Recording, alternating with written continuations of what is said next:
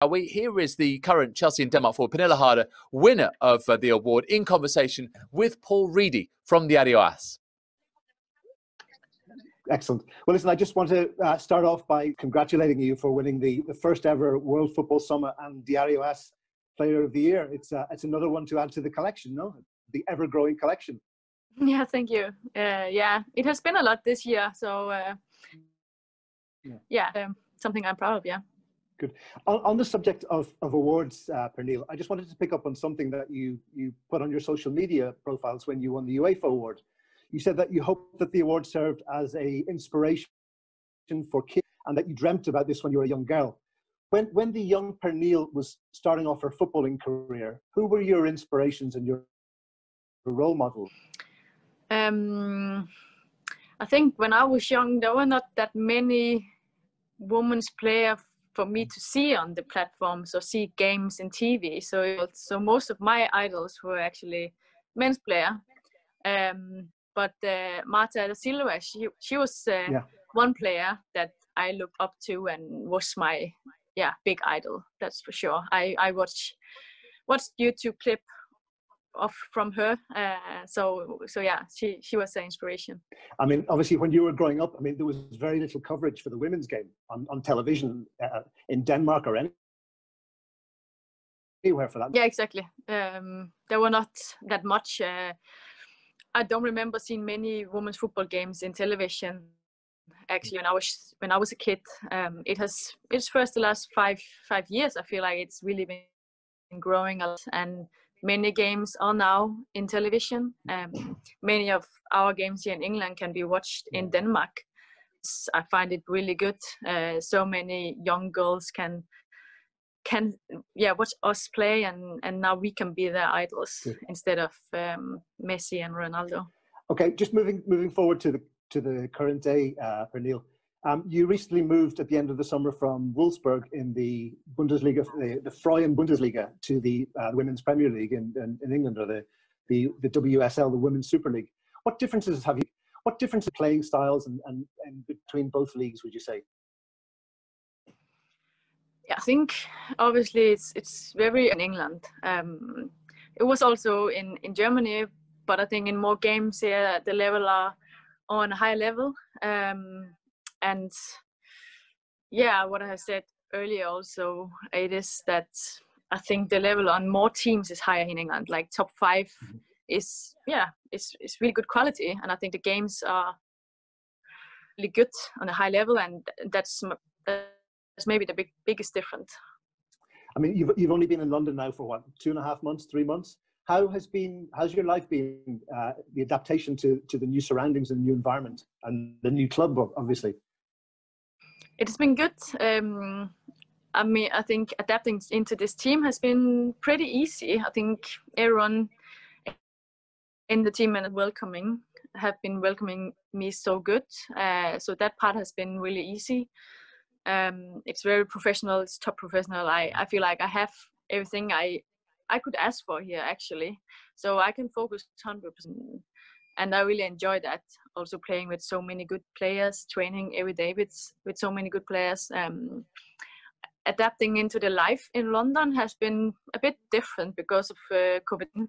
So I haven't really been able to experience London the way I want to. So hopefully I'll be doing that next year. Awesome. I mean, hopefully we're seeing some light at the end of the tunnel with this news on the vaccines, Pernille. So yeah, fingers crossed all around. And when you got the news, the Wolfsburg offer had been accepted, and you were moving to Chelsea, and obviously the fee attached to your signature.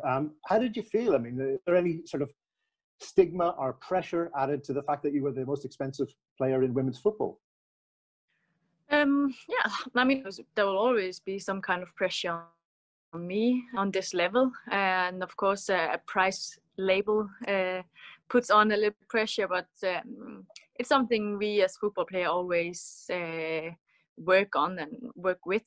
I have been having pressure on me since I won my first title with the individual award, so that's something I'm kind of used to, but yeah, for me it was more like I was just excited with a new chapter in my career. I've had 3.5 years in Wolfsburg. I can't say anything bad about that. But now a new chapter coming here to the English League, to Chelsea, was just really exciting and inspiring for me to, a new motivation kind of. I mean, obviously, in your last season at Wolfsburg, you scored, I think, 38 goals in 31 games. Just taking a look earlier on at your statistics when you were with linked with the Danish national team, and you just score goals, Pernille. I mean, it's scary the amount of goals you score. What's your secret? I mean, I still play football and I can't score any goals. I've trained and I do everything. What's your secret for scoring so many goals, Pernille? I mean, I don't want to say my secret. Obviously, no. But what I mean, no, I know. Yeah, I know what you mean. I think it's something. One thing is to train on the shooting, but it's also about being on the right place at the right time, and how you come to that point. It's about reading the game. And then also be able to score on different ways, like the easy target goals, but also with headers and with distance shots. So but I think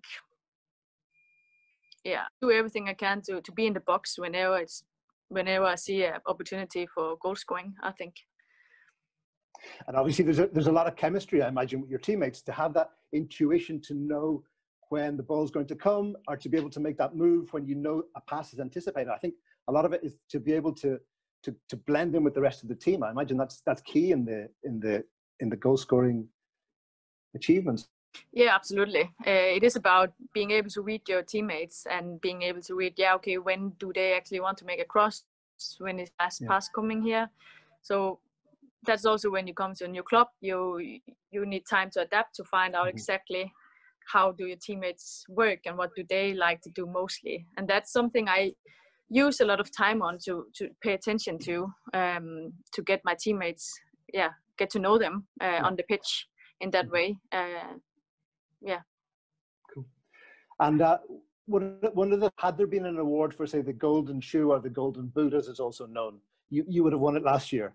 Do you feel that the women's game needs more of these trophies, general recognition for achievements such as scoring, 38 goals in 31 games? Do you think that would help the women's game? I mean, it wouldn't make it worse, at least. So, I think with every award you have that's equal with the men's, then when it's again about the young, when you're a kid and you see the players, the women player, get the same awards as the men, it makes some kind of equality from their point of view. And I think that's important always to have that aim to make everything equal. Back to Chelsea, Pernille. Obviously, the draw was made earlier on today for the Champions League. I see you've got a trip to Benfica coming up. What are your personal objectives with the club? My personal objectives is it's the same as the club's, actually. So that's good. It is to win as many titles as possible. The English League. I would love to get that title in my first season here, but then also winning Champions League, that will be an aim for the club.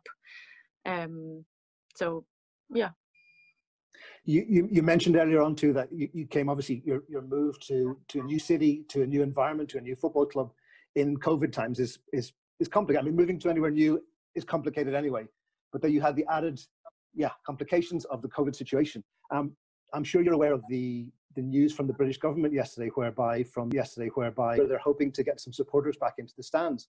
How has it been played behind closed doors for you? And what's your view with having the supporters coming back to Kings Meadow when the time comes? It's been a weird situation. Every game not having our fans, and it has we miss them a lot.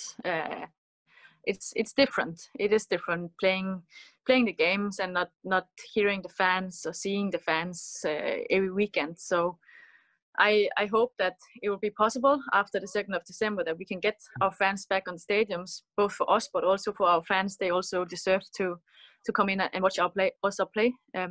So that would be amazing news if that happens. Yeah, I mean, we could just hope at this point in time, and you know, things are out of our hands of the government. So that we can get our fans back on stadiums, both for us but also for our fans. They also deserve to come in and watch us play.